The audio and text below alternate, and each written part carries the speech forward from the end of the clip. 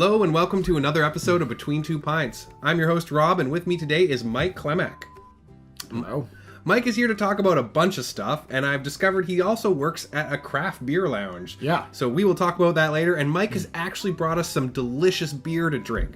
Holy cow, I just had a sip of this, but I'm drinking Moylan's Stout. Can you tell me the... Moylan's Ryan O'Sullivan's Imperial Stout.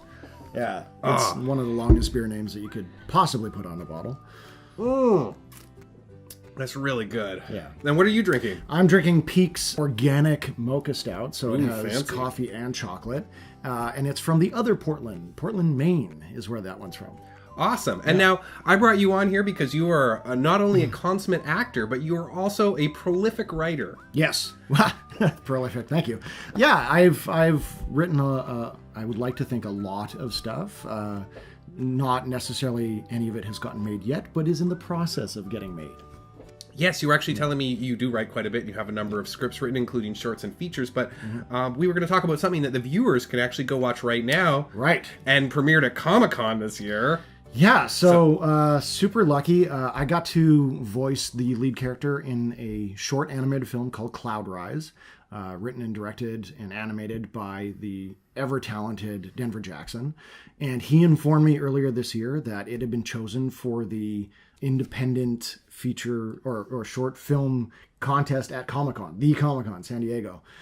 So it won the official selection. And if I hadn't have been at a wedding, I could have been to my first Comic-Con and like talking on a panel. Couldn't you just like feign leprosy or death or something? I could, but I was supposed to be a part of the wedding, so they would have Probably been very drawn and unhappy with quartered that. me. Yeah, it would have been terrible. But still, the fact that it got to be featured is amazing and just such an honor. And now let's cut to the really important stuff. It has a frickin' airship in it. Yeah, so it's very, very anime style.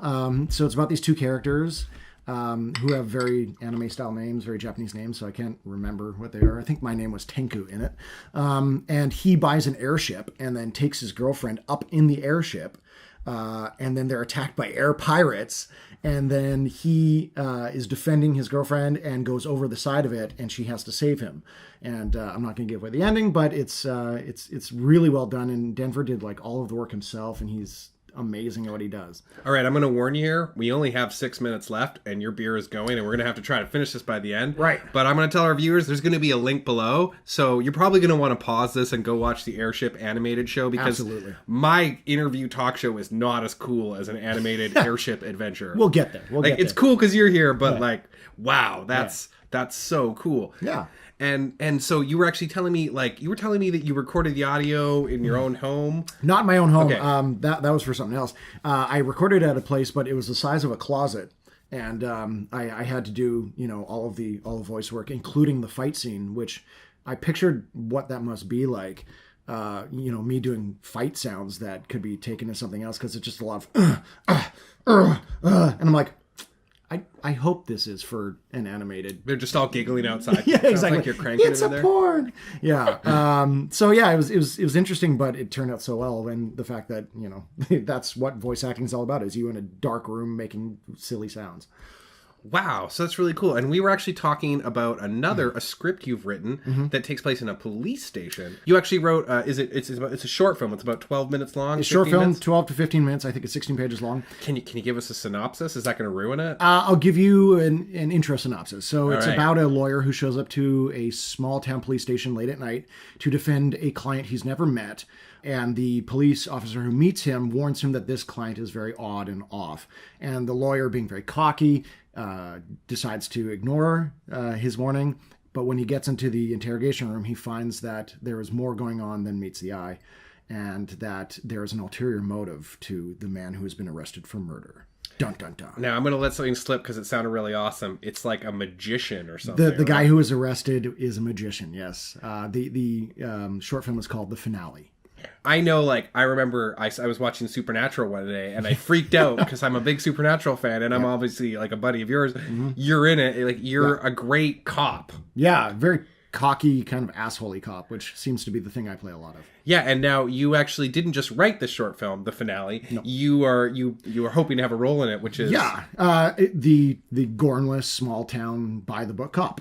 It's just makes sense. My friend Michael will be directing it and playing the magician. My friend Jay will be playing the lawyer, and I'll be playing the small town cop. Well, hey, I've been a cop in my buddy's web series Disturbia. If you need a backup cop, Yeah, you need some background guy going past. Someone who will be like, hey, he was in Disturbia.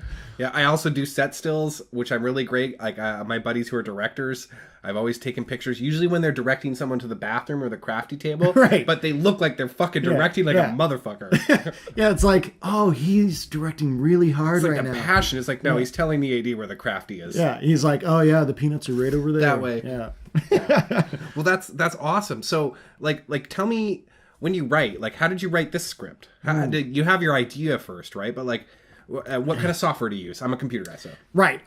Well, I started using Celtics because it was free. I was actually using Celtics today in my first aid course on my lunch break because I've been like it's great because you can use tablets and stuff. You can use tablets, and also the fact that you can have the online thing. Like, I don't know about Final Draft because I didn't want to initially pay the money for it or steal it. I've tried it; it's good, but I can write something on my tablet, get home, click upload, and then it's on the exactly.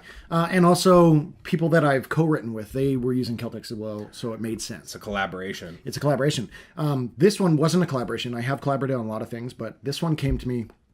I live on a horse farm, and I don't know if you ever heard the story of how Einstein, to figure out a problem, would go do menial tasks. Same thing.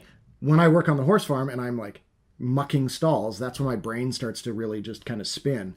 And I started to think of the idea of the finale as I was doing that, and then I just let it kind of mull about in my head, and that's how the idea came to fruition. And then I sat down. And the reason why my friend Michael Antonakis, who's directing this, likes working with me is because I tend to work really quickly. Once the idea is there, I can get it down on proverbial paper like immediately.